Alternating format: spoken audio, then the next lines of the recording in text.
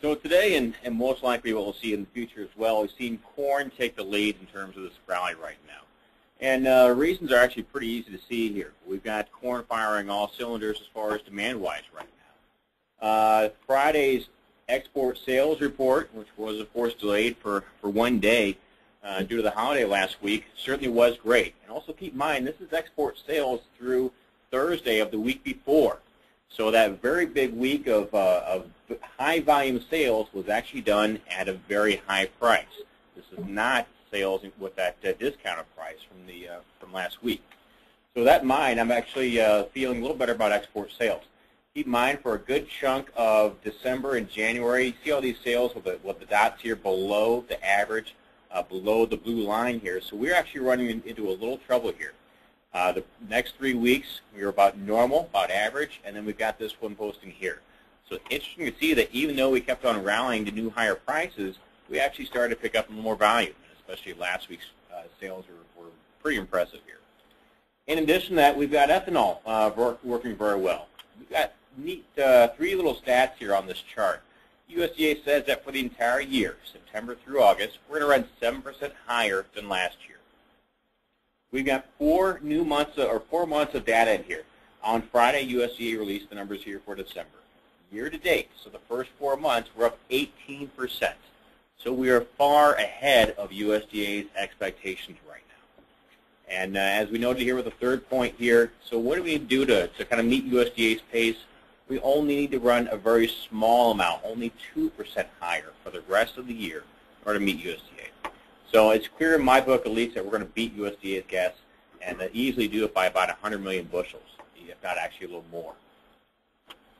And in terms of profitability, well, people have been asking, well, we've got these high corn costs, and we hear rumors about ethanol plants giving up or going out of business and all kinds of crazy rumors. Well, as of January, the latest numbers here, and this is the last dot right here, plants are still making money. Plants were still making money in January. And we've got a new little way for pricing this corn and ethanol, and this chart kind of explains it very well. The market is going to be giving, as corn goes up, the market is going to continue to price ethanol just enough to keep these guys in profitability. So I do not expect ethanol plants to go out of business or to reduce production. We're still doing great, and as long as we have graphs like this, even just showing a marginal profit, these guys are still going to go run full speed ahead here. So with that in mind for corn, we've got our 2 big users, or 2 exciting users of demand are doing great, ethanol as well as exports. That's why we're going to see a decline on the March supply-demand report in ending stocks. So corn has good news still in front of it here. For soybeans, the situation is not as great. We've had a lot of good news supporting this rally in the past few months, but numbers are kind of slowing down here. In fact, last week's sales were far below the normal pace for this time of year. We have some people suggesting there may be some more cancellations for China and those type of issues here. Second issue, which has kind of been taken off the bullish table, is South America. The fact these guys are now harvesting, we hear nothing but higher estimates for Brazilian's crop and those type of issues here. So there's no doubt that beans may have a little higher trade to go, but they will certainly be pulled ahead by corn, not necessarily leading the way anymore. And as far as the soybean-corn ratio, we've kind of been watching this closely to see whether the market is telling guys to plant more corn or more soybeans. Last week's trade pushed this ratio to the lowest point it's been at for months. In other words, this is telling guys to plant more corn. So we'll keep that in mind here as well as we enter this planning decision here. Over on the wheat side, we've had some good news supporting these prices, and we've got a couple of those legs taken out from under us here in recent days.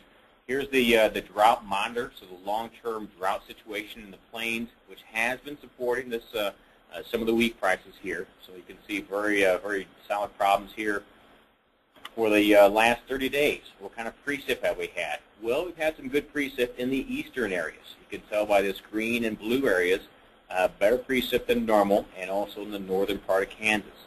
So part of the drought problem is slowly getting taken care of.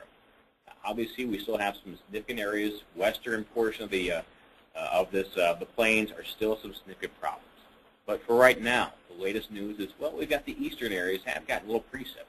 And it looks like the forecasts that we see for next week and beyond are still saying the same thing. little more precip than normal for the eastern areas. Second thing was rain over the weekend for China. They picked up about a ½ inch. One little stat you may remember that we talked about a few weeks ago was the fact that this Chinese drought could be reversed by a 2-inch rain.